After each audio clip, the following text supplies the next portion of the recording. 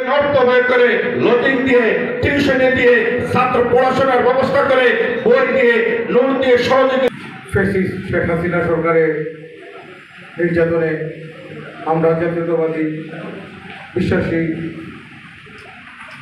বাংলাদেশ জাতীয়তাবাদী দল,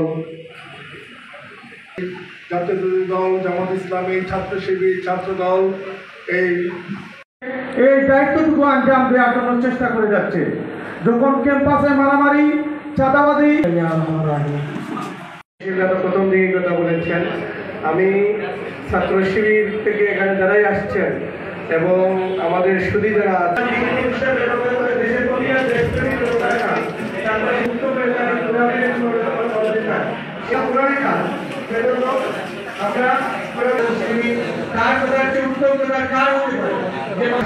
আমরা সবাই এই জুলাই আন্দোলনের ছাত্র শিবির দুটা জাতি ঘোষণা করে দিলে এই ভূমিকার ফলে প্রতিটা জায়গায় ছাত্র শিবির প্রত্যক্ষ করতে এটা কি সার্বভৌমত্বের সাথে কাজ করে যাওয়া আসুন সেই কাজ পাশে দাঁড়াই।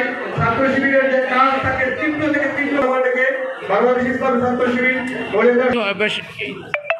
এটা বৈষম্য সুন্দর জনাব হাফেজ আলম হোসেন।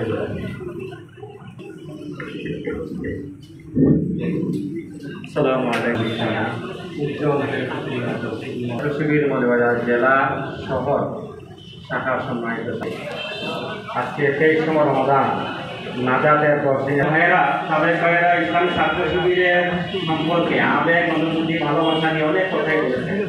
আমি একটি কথাই বলবো, করা হয়েছিল আমরা 2024 সালের 2025 সালের এই বর্তমানে এসে আমরা দাঁড়িয়ে দেখতেছি যে ইসলামী ছাত্র শিবিরের হাতে যে ধরনের কুৎসারটনা, ইসলামী ছাত্র শিবির যে ধরনের অপবাদে প্রীতি ভাইদের প্রতি, আমাদের বন্ধু প্রীতি ভাইদের প্রতি শহরে কোথাও খুঁজে পাওয়া যাচ্ছে না।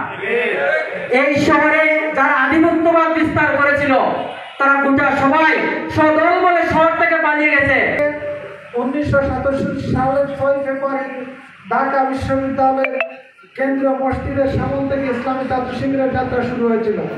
তার কর্মসূচি ছিল ওমান আহসানু কাওলান মিম্মান দাআ ইলাল্লাহ, মানুষকে, বাংলাদেশের সকল ছাত্র সমাজকে শহীদি কাফেলা বাংলাদেশ ইসলামী ছাত্র শিবির মৌলভীবাজার শহর শাখার সংগ্রামী সভাপতি। ছাত্র সমাজ ইলমে ওয়াহির শিক্ষা থেকে দুজন দূরে ছিল।